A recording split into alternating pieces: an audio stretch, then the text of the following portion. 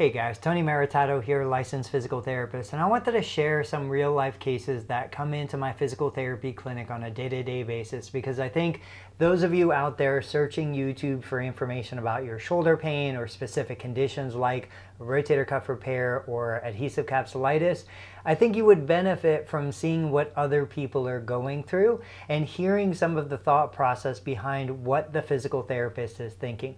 So a couple weeks ago, I had a new patient come in. He underwent a subacromial decompression. Now, I've talked about this surgical procedure in the clinic or on YouTube before. I see this in the clinic quite a bit. It is not a rotator cuff repair. It's important that we understand the difference.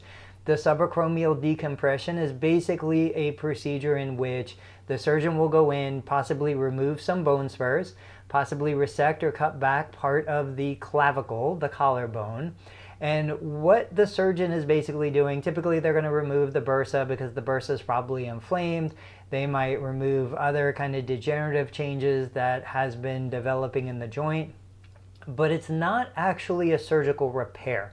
And I think too often patients come in thinking, well, I had a repair done, I had a fix done, when in reality, what was going on was some housekeeping.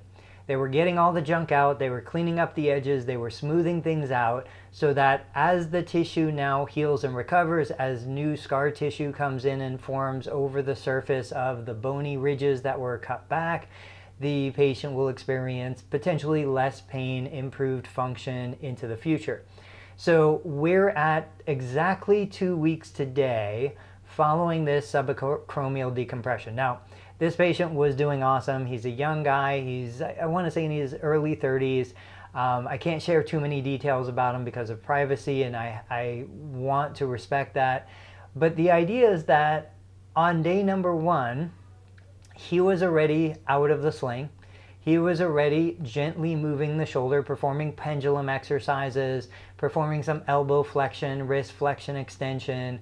But the shoulder was sore. It was throbby. It was achy. He wanted to make sure he was doing everything correctly. He was not able to sleep in bed at the time he had surgery. He was sleeping in a recliner.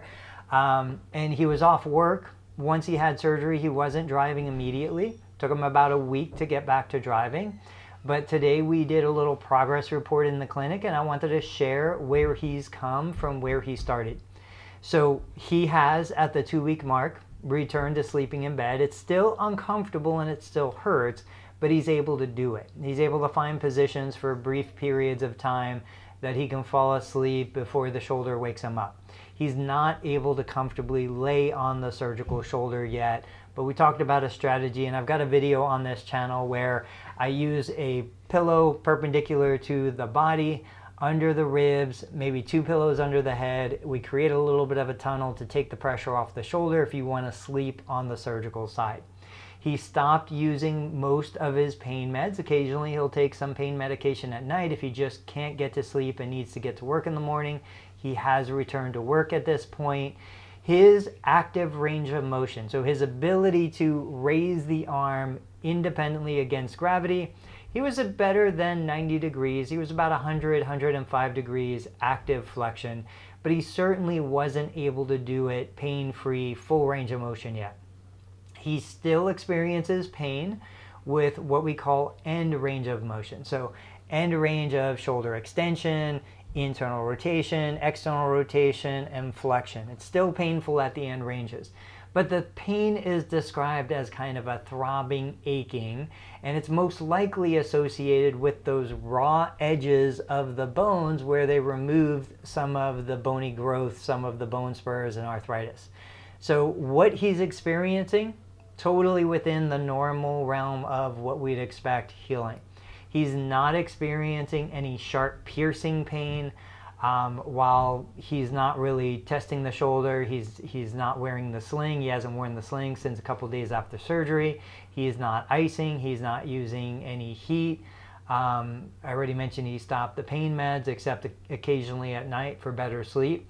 And he continues to do his exercise. So we prescribe 2 to 3 home exercises for him to do on a regular basis. He's compliant with that. He's increasing his cardiovascular exercise, so walking and cycling, anything that gets the heart pumping, gets blood flowing through the entire body is going to benefit the recovery of the shoulder. And what I'll do is, if you guys are interested in more stories like this from real people who've experienced real procedures, so you know what to expect when you go through your procedure, let me know down in the comments. Also, if you want me to post an update to this at the 4-week mark and the 6-week mark, we're planning discharge by 6 weeks, but I'm more than happy to share information because I think YouTube is a great platform for us to share information that you wouldn't otherwise have access to. Thanks so much for watching. I'll catch you next time.